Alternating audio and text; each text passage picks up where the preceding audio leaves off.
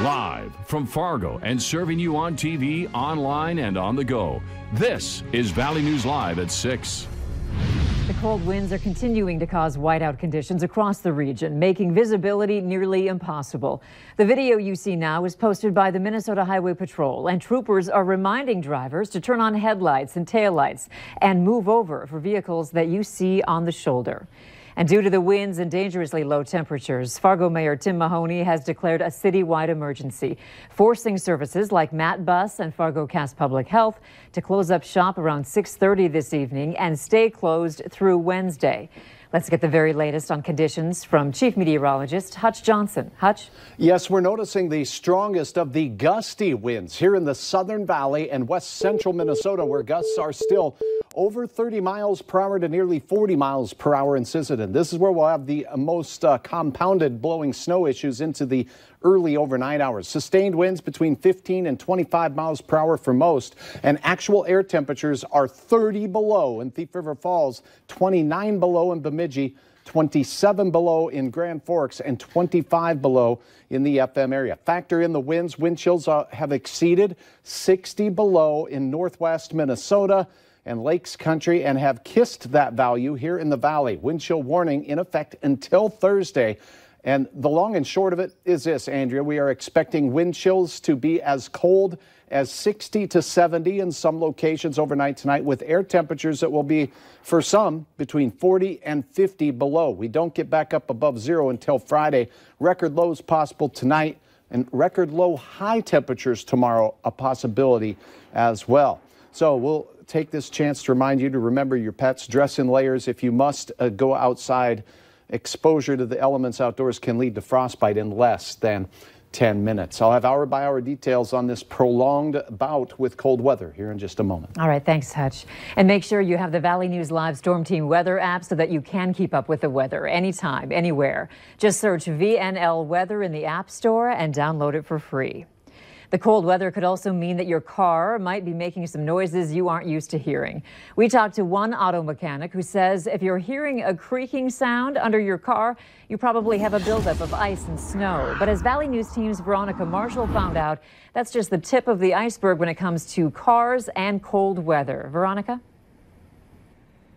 Andrea, from low tire pressure to frozen fluids, mechanics tell me these extremely cold temperatures can break or impact almost any part of your car, and they do. Batteries, alternators, starters, coolant leaks, stuff like that is the most common stuff we see when it gets this cold. AAA tells me people calling for help with their vehicles are up 250%. So here are some basics that could help you figure out what's wrong with your vehicle. If the temperature gauge goes up, even in these temperatures, you have a coolant leak and you'll need to get that fixed. If you try to turn on the engine and nothing happens, that's a dead battery. So one way to help your vehicle in these frigid temperatures is to plug it in at night. And remember, no matter how safe or serviced you think your vehicle is, always have an emergency safety kit in your vehicle. Andrea? All right, thanks, Veronica. And basic winter survival kits will include a flashlight, batteries, blankets, water and socks, gloves, boots, and also a first aid kit. The bone-chilling winds brought blowing snow across roads throughout the valley today, prompting crews from the North Dakota Department of Transportation out to the streets to keep drifts under control on bridges and ramps and underpasses. Officials say the cold temps made it a battle as most snow drifts have become rock hard. They're hoping to get a better handle on them tomorrow when the winds die down. But officials say the biggest issue today has been dealing with the slippery roads caused by black ice. When you get these extreme temperatures, we'll get the black ice, and it's so extremely hard to treat in these temperatures. We have been out around town putting down some sand in areas. I just urge people to slow down and drive for conditions, because it appears out of nowhere.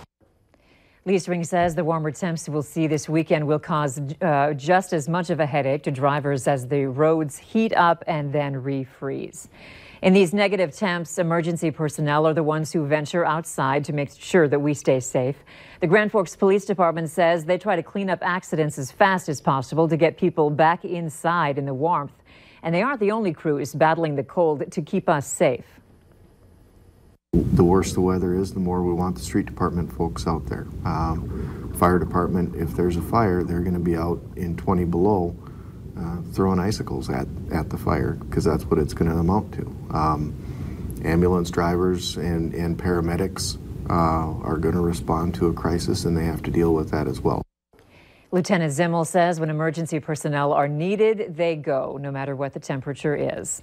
Many of you reached out to us asking for a story on what's going on inside Grand Forks Mall. A quick walk down the north hallway of Columbia Mall shows 4 empty stores. Valley News Team's Maddie Gelseth looked into it and tells us what's being done to bring more shopping options to the area. Grand Forks has a few shopping malls in the area: Columbia Commons, Grand Cities Mall, and the Columbia Mall. But these shopping centers have a lot of empty spaces in them. You look at all of the online shopping, and there's been a pretty big move in that direction, and that's certainly having an effect on our retail community. That's why the Chamber of Commerce started a new committee to look at data and find what realtors, events, and experiences will succeed in the Grand Forks area. One of the things we're looking for is a company that can geofence some of our customers and potential customers' phones, so we find out what their shopping habits are, where they're going, what other places they're going, whether it's in the Twin Cities, Winnipeg, or other markets that we compete with. The committee will hire a data analytics company to geofence people's phones, which means this company will ask phone companies like Verizon to use their data to track people's phones. The chamber president says this data will help businesses stay open in the area because the data will show what customers want. They'll end up actually doing that shopping or going to that event or seeking out that experience in our market versus traveling a half a day to get that same experience. He says this will help customers get more choices to shop in the Grand Forks area as well. In Grand Forks, Maddie Gelseth, Valley News Live. The Chamber of Commerce says it'll take a while for the area to see the effects of this data, but they expect good things with this new committee. A few slices of ham, some cheese, and a whole lot of kindness. That's what employees at Grand Forks International Airport received today for lunch. The longest government shutdown in history is over, but federal employees are still feeling the effects of missing paychecks. That's why the Salvation Army in Grand Forks is delivering food to employees in Customs and Border Protection, TSA, and the FAA facility. Pizza Hut, Chick-fil-A, Pizza Ranch, Hugo's was a big donator today. They provided the sandwiches for today and tomorrow as well. So a lot of folks are stepping up and helping out. The Salvation Army used its reserved disaster funds to help pay for the meals.